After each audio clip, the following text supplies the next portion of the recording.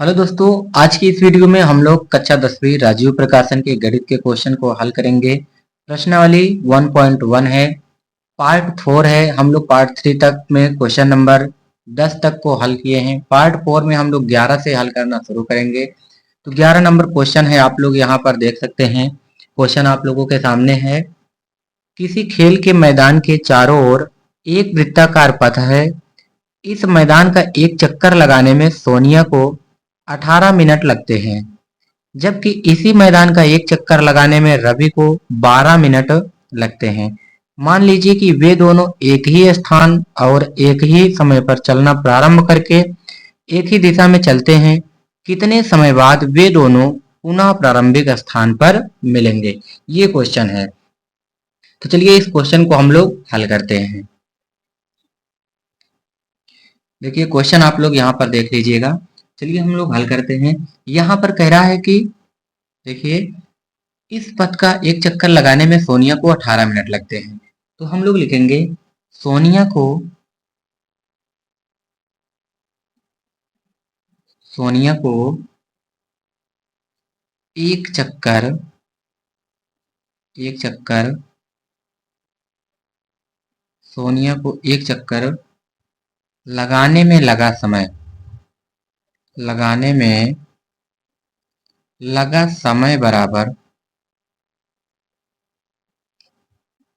लगा समय बराबर 18 मिनट। सोनिया को कितना मिनट लग रहे हैं? 18 मिनट।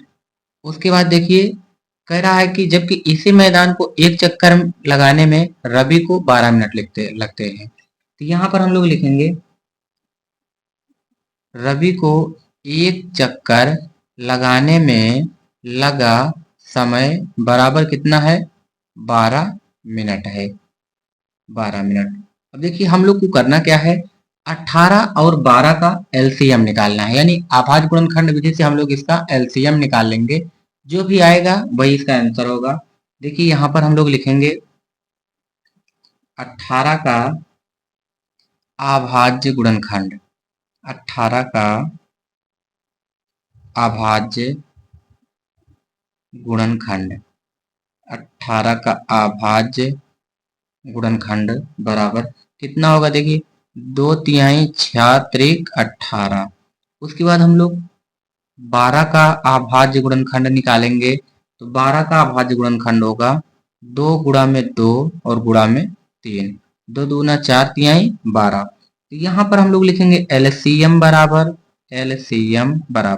देखिए आप लोगों को नियम तो पता ही होगा, लासा में जो संख्या मिलती है उसको एक बार लिखते हैं। जैसे 18 का जो भी गुणनखंड आया है उसमें से 12 का जो भी गुणनखंड आया उसमें दोनों में से कोई संख्या मिले तो उसको एक बार लिखना है। देखिए यहाँ पर एक बार दो दोनों में है, इसको लिख लीजिए। उसके बाद देखिए नीचे 2 है, ऊपर 2 नहीं है, इसको भी एक बार लिखना है। जो मिलेगा उसको एक बार लिखना है, जो नहीं मिलेगा उसको भी एक बार लिखना है। अब देखिए यहाँ दोनों में 3 मिल रहा है, गुणा का चिन्ह लगा के 3 लिख लीजिए। अभी एक 3 बचा हुआ है, इसको भी लिख लीजिए। अब इसका गुणा कर दीजिए। जब इसका गुणा करेंगे तो कितना आएगा? 2 दूना 4 तिहाई 12 तिहाई 36। कितना आएगा? 36। तो यहाँ पर लिखेंगे 36 मिनट। 36 मिनट यही आप लोगों का आंसर होगा। अब देखिए क्वेश्चन में क्या कह रहा है उसको हम लोग लिख लेते हैं। कह रहा है कितने समय बाद वे दोनों पुनः प्रारंभिक स्थान पर मिलेंगे। पूछ रहा है कितने समय बाद वे दोनों पुनः प्रारंभिक स्थान पर मिलेंगे। तो हम लोग लिखेंगे यहाँ पर हिंदी लिखेंगे पुनः पुनः सोनिया और रवि पुनः सोनिया और रवि पुनः सोनिया और रवि एक ही स्थान पर एक ही स्थान पर एक ही स्थान पर 36 मिनट बाद मिलेंगे। एक ही स्थान पर 36 मिनट बाद मिलेंगे। 36 मिनट बाद मिलेंगे। तो यही हम लोग को लिखना है। तो समझ गए आप लोग। 18 और 12 का एलसीएम निकाल लीजिएगा, जो भी आएगा वही उसका आंसर हो जाएगा। अब देखिए हम लोग 12 नंबर क्वेश्चन को हल करेंगे। 12 नंबर क्वेश्चन है, दिखाइए कि किसी प्राकृत संख्या n के लिए, देखिए 12 नंबर क्वेश्चन है, दिखाइए कि किसी भी प्राकृत संख्या n के लिए 12 के घात n का मान 0 या 5 पर समाप्त तो नहीं हो सकता है। ये क्वेश्चन नंबर 12 है। अब हम लोग इसको हल करेंगे। देखिए क्वेश्चन नंबर 12 आप लोग देख लिए हैं, यहाँ पर हम लोग हल करेंगे। क्वेश्चन में दिया है जो उसको लिख लीजिए। क्वेश्चन में दिया है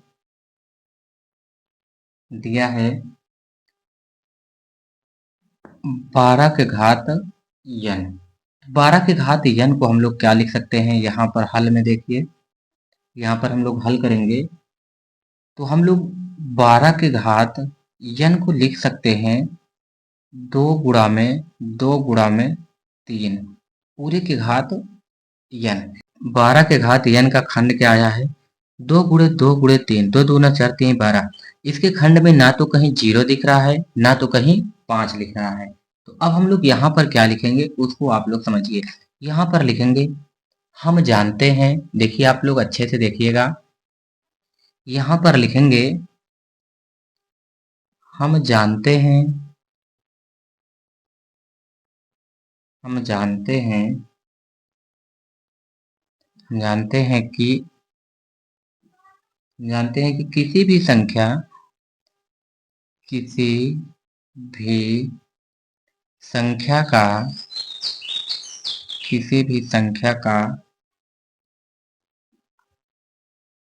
अंत अंक, किसी भी संख्या का अंत अंक 0 या 5, 0 या 5 हो तो, 0 या 5 हो तो उस संख्या का, उस संख्या का अभाज्य, उस संख्या का अभाज्य गुणनखंड, अभाज्य गुणनखंड, अभाज्य गुणनखंड 5 जरूर आता है, 5 जरूर आता है। लेकिन 12 के घात n के गुणनखंड में, n के गुणनखंड, 12 के घात n के गुणनखंड में 5 कभी भी नहीं आ सकता, कभी भी नहीं आ सकता। देखिए यहाँ पे कह रहा है कि 12 के घात n में इसके गुणनखंड में देखिए 5 और 0 कभी नहीं आएगा। तो हम लोग लिखेंगे अतः, अतः 12 के घात n, अतः 12 के घात n का अंत अंक, 12 के घात n का अंत अंक 0 या 5 पर नहीं हो सकता, नहीं हो सकता, जहां, नहीं हो सकता जहां n कोई प्राकृतिक, n कोई प्राकृतिक संख्या है, n कोई प्राकृतिक संख्या है। यही आप लोगों का आंसर हो जाएगा। फिर से समझ लीजिए, देखिए कह रहा कि 12 के घात n का कोई भी गुणनखंड का अंत अंक 0 या 5 हो सकता है। तो इसके खंड में देखिए आप लोग, ना तो कहीं पर 0 दिख रहा है, ना तो कहीं पर 5 दिख रहा है। तो हम लोग यही लिखेंगे अतः 12 घात n का अंत अंक 0 या 5 पर नहीं हो सकता जहां n प्राकृतिक संख्या है। अब चलिए क्वेश्चन नंबर 13 को हम लोग हल करेंगे। क्वेश्चन नंबर 13 आप लोग देख लीजिए, यहाँ पर क्वेश्चन है क्वेश्चन नंबर 13 है। इसमें कह रहा है कि निम्न भाज्य संख्या तथा निम्न अभाज्य संख्या का मासा ज्ञात कीजिए। निम्न भाज्य संख्या तथा निम्न अभाज्य संख्या का मासा ज्ञात कीजिए। निम्न का मतलब होता है सबसे छोटी भाज्य संख्या तथा सबसे छोटी अभाज्य संख्या का मासा ज्ञात करना है। तो चलिए क्वेश्चन नंबर 13 को हल करते हैं। देखिए 13 नंबर क्वेश्चन को यहाँ पर हल करेंगे। आप लोग अपने पास बुक को रख लेना, बुक में क्वेश्चन देख लीजिएगा। वैसे भी एक बार क्वेश्चन को दिखा दिए हैं। देखिए सबसे पहले हम लोग लिखेंगे निम्नतम भाज्य संख्या। निम्नतम मतलब सबसे छोटी भाज्य संख्या। निम्नतम निम्नतम भाज्य संख्या। निम्नतम भाज्य संख्या बराबर 4। उसके बाद फिर से लिखना है निम्नतम निम्नतम अभाज्य संख्या बराबर निम्नतम अभाज्य संख्या बराबर 2। इसी का हमको मासा ज्ञात करना है। देखिए 4 और 2 का मासा। 4 और 2 का मासा निकाल लीजिएगा, जो भी आएगा वही आंसर होगा। चलिए हम लोग निकालते हैं। यहाँ पे 4 का खंड करेंगे तो 2 गुणा में 2, और 2 का खंड करेंगे क्या होगा, 2 ही होगा। या फिर गुणा 1 भी लिख सकते हैं, गुणा 1 लिखने की कोई जरूरत नहीं है। तो यहाँ पर हम लोग लिखेंगे मासा बराबर। देखिए दोनों में जो चीज मिलेगा वही मासा।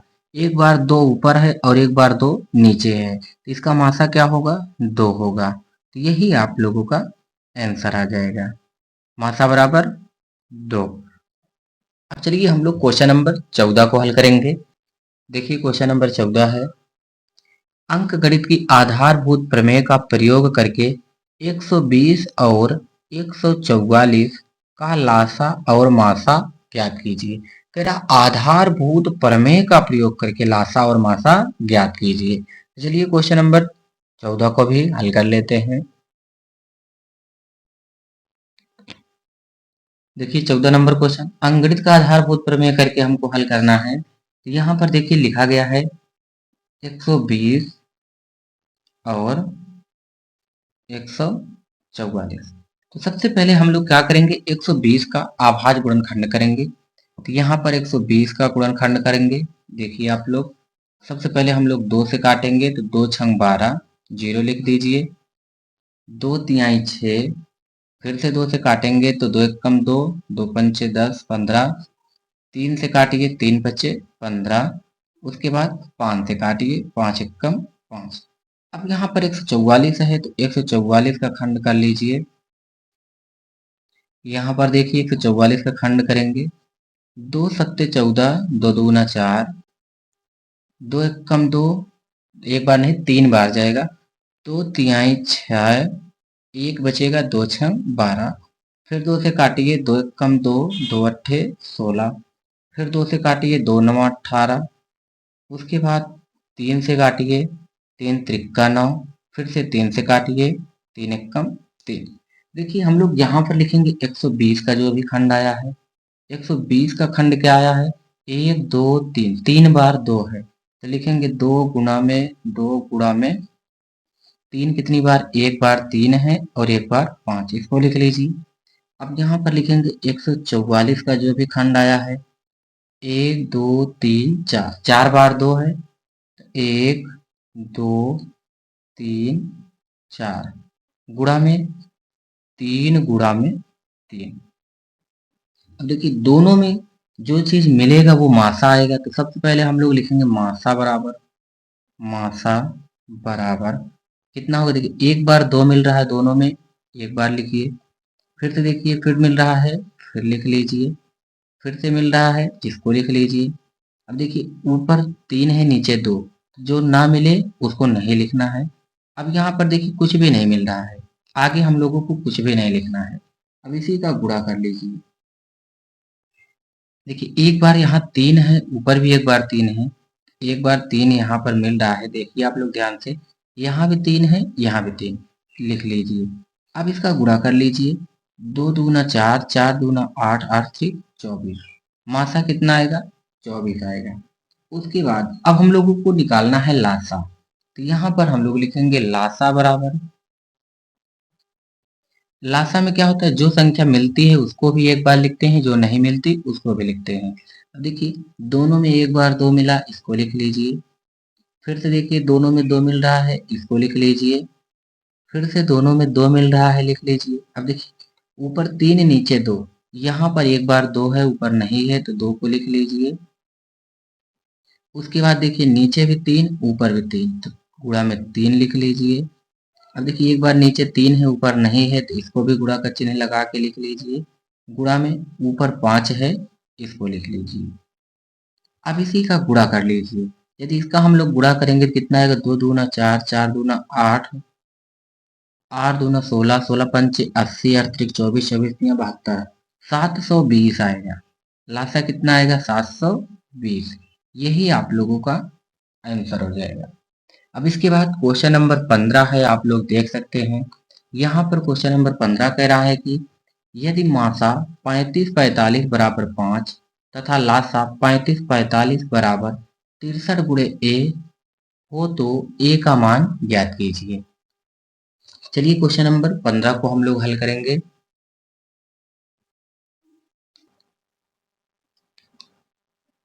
देखिए यहाँ पे क्वेश्चन नंबर 15 में 35 और 45 का मासा 5 दिया है, 35 और 45 का लासा ज्ञात करना है। तो हम लोग लासा बराबर फार्मूला जानते हैं, उसी फार्मूले का प्रयोग करके हम लोग क्वेश्चन को हल करेंगे। देखिए हम लोग जानते हैं लासा बराबर सूत्र होता है, लासा बराबर पहली संख्या, पहली संख्या गुणा में दूसरी संख्या, पहली संख्या गुणा में दूसरी संख्या बटा में मासा, पहली संख्या गुणा में दूसरी संख्या बटा में मासा। अब आप लोग देखिए पहली संख्या कितना है? 35। तो पहली संख्या हम लोग लिखेंगे 35 गुणा में दूसरी संख्या 45। 35 पहली संख्या है, दूसरी संख्या 45 और बटा में मासा दिया है देखिए 5, तो यहाँ पर रखेंगे 5। अब इसको हम लोग काट सकते हैं, 5 एकम 5, 5 नवा 45। मासा बराबर यहाँ पर भी लिख लीजिए, मासा बराबर 35 गुणा में 9। तो हो जाएगा इसका गुणा क्या आएगा? जो भी गुणा करने पर आएगा वही मासा होगा। तो यहाँ पर हम लोग लिखेंगे मासा बराबर 9 पचे 45 के 5 हासिल 4, 9 त्रिक 27, 27 4 31, 315। मासा बराबर आएगा 315 और यही इसका आंसर हो जाएगा। चलिए हम लोग क्वेश्चन नंबर 16 को हल करते हैं। क्वेश्चन नंबर 16 को हल करने से पहले आप लोग क्वेश्चन को देख लीजिए। यहाँ पर देखिए क्वेश्चन नंबर 16 है, यदि संख्याओं a और b का मासा 12 है और इन संख्याओं का गुणनफल 3600 है, तब इन संख्याओं का लासा क्या है? देखिए यहाँ पर a मतलब पहली संख्या और b का मतलब होता है दूसरी संख्या। पहली संख्या गुणे दूसरी संख्या, दोनों का मासा दे रखा है 12। उसके बाद इन संख्याओं का गुणनफल a गुणे b करोगे तो उसका मान दिया है 3600। याद क्या करना है? इन संख्या का लासा। तो चलिए क्वेश्चन नंबर 16 को भी हल करते हैं। बहुत ही ज्यादा आसान क्वेश्चन है, आप लोग अच्छे से देखिएगा यहाँ पर क्वेश्चन को। देखिए क्वेश्चन नंबर 16 में दिया है a और b का मासा 12, a और b का गुणनफल 3600, a और b का लासा ज्ञात कीजिए। चलिए हम लोग सूत्र का प्रयोग करते हैं। लासा का जो भी सूत्र होता है उसी को हम लोग लगाएंगे। तो यहाँ पर लिखेंगे लासा बराबर क्या होता है? पहली संख्या गुणे में दूसरी संख्या। देखिए यहाँ पे पहली संख्या a दिया है तो हम लोग लिखेंगे a गुणे दूसरी संख्या b दिया है b। लासा बराबर पहली संख्या गुणे दूसरी संख्या बटा में मासा, पहली संख्या गुणे दूसरी संख्या बटा में मासा। अब आप लोग देखिए पहली संख्या कितना है? a और दूसरी संख्या b, दोनों का गुणनफल a और b का गुणनफल 3600 दिया है। तो यहाँ पर हम लोग लिखेंगे 3600 बटा में मासा, मासा कितना दिया है? 12, तो 12 दिया है मासा। यदि हम लोग 12 से 3600 को काटेंगे कितनी बार में कटेगा? देखिए 12 कम 12, 12 तिहाई 36 और डबल जीरो बचा हुआ है, इसको यहाँ पर लगाकर इस जीरो को भी काट दीजिए। तो कितनी बार में कटा? 300 बार में। तो यहाँ पर हो जाएगा लासा बराबर 300। लासा बराबर 300, यही आप लोगों का आंसर आ जाएगा। देखिए बहुत ही ज्यादा आसान क्वेश्चन है, बस आप लोग सूत्र को याद कर लीजिए कि सूत्र क्या होता है, लासा बराबर और मासा बराबर। अब चलिए इस अभ्यास का लास्ट क्वेश्चन है जो कि क्वेश्चन नंबर 17 है, इसको हम लोग हल करेंगे। यहाँ पर क्वेश्चन को आप लोग देख लीजिए, लास्ट क्वेश्चन है 17 नंबर। कह रहा है निम्नलिखित गुणनखंड वृक्ष को पूर्ण कीजिए और x, y तथा z के मान ज्ञात कीजिए। तो इस क्वेश्चन को भी हम लोग बहुत ही सरल तरीके से हल करेंगे। चलिए शुरू करते हैं क्वेश्चन को हल करना। इस क्वेश्चन को हम लोग बहुत ही आसान तरीके से हल करेंगे। चलिए क्वेश्चन को हल करते हैं। देखिए यहाँ पर क्वेश्चन नंबर 17 है जो कि इस चैप्टर का लास्ट क्वेश्चन है, इसको हम लोग हल करने वाले हैं। इस क्वेश्चन को यदि आप लोग नीचे से हल करना शुरू करेंगे तो आप लोगों को बहुत ही बेहतर तरीके से समझ में आएगा। जैसे देखिए हम क्वेश्चन को हल करने चल रहे हैं, यदि हम लोग 7 और z का गुणा कराएंगे तो ये प्राप्त होगा। आप लोग यहाँ समझिए, यदि हम लोग लिखे 7 गुणा में z बराबर में क्या प्राप्त होगा, इन दोनों संख्या को गुणा कराएंगे तो बराबर में ये वाली संख्या आएगी। आप लोग इसको हमेशा ध्यान दीजिएगा, ठीक है। इसका और इसका सामने वाले बॉक्स का जब गुणा कराएंगे तो बराबर में ये आएगा। तो 7 गुणे z बराबर 371, ये है 371। अब आप लोग देखिए 7 जो है z के साथ गुणा में है तो इधर आएगा तो भाग में आ जाएगा। तो यहाँ पर लिखेंगे z बराबर 371 बटा में 7। अब 7 से इसमें भाग दीजिए, 7 पचे 35, 7 पचे 35, 2 37, 7 त्रिक 21, 7 से काटेंगे तो 53 बार में। तो z बराबर कितना आ जाएगा? 53। z बराबर 53, ये आपका आंसर हो गया। अब देखिए हम लोग निकालेंगे y का मान, बिल्कुल उसी प्रकार से। यदि हम लोग इन दोनों संख्याओं का गुणा कराएंगे तो क्या मिलेगा? ये मिलेगा y। तो हम लोग y के बराबर में क्या लिखेंगे, यहां पर समझिए, y बराबर क्या मिलेगा, इन दोनों का गुणा करेंगे तो y के बराबर होगा। तो हम लोग लिखेंगे 3 गुणे में 1855, 1855। जब हम लोग सामने वाली संख्या का गुणा कराएंगे तो इसके ऊपर वाला जिससे ये दोनों बॉक्स जुड़े हुए हैं वही संख्या प्राप्त होगी। जैसे 3 और 1855 का गुणा कराएंगे तो किससे जुड़ा है? y से, तो y के बराबर आएगा। अब इसका गुणा कर दीजिए तो y का मान आ जाएगा। देखिए 3 पचे 15 के 5 हासिल 1, 3 पचे 15 16 के 6 हासिल 1, 3 अट्ठ 24 एक 25 के 5 हासिल 2, 3 एक कम 3 2 5, 5565 आ जाएगा y का मान। उसके बाद अब हम लोग को यक्ष का मान निकालना है। तो यक्ष का मान कैसे निकलेगा, इसका और इसका गुणा कराएंगे तो यक्ष का मान आ जाएगा। तो यहाँ पर हम लोग लिखेंगे यक्ष के बराबर में इन दोनों का गुणा करेंगे तभी तो यक्ष के बराबर होगा ना। तो यहाँ लिखेंगे 2 गुणा में y, 2 गुणा में y। अब देखिए यक्ष बराबर 2 गुणा में y, y का मान कितना है, देखिए 5565। तो यहाँ पर हम लोग लिखेंगे 5565। अब यक्ष बराबर 5565 में हम लोग 2 से गुणा करेंगे। देखिए 2 पंचे 10 के 0 हासिल 1, 2 छंग 12 एक 13 के 3 हासिल 1, 2 पंचे 10 एक 11 के 1 हासिल 1, 2 पंचे 10 एक 11। देखिए 11130, यक्ष बराबर आ जाएगा 11130। यही आप लोगों का आंसर होगा। तो इस प्रकार से 1.1 जो है पूरे क्वेश्चन को हम लोग हल कर चुके हैं। यदि आप लोगों को वीडियो पसंद आया हो तो आप लोग वीडियो को लाइक कीजिए और चैनल पर नए हो तो चैनल को सब्सक्राइब जरूर करें।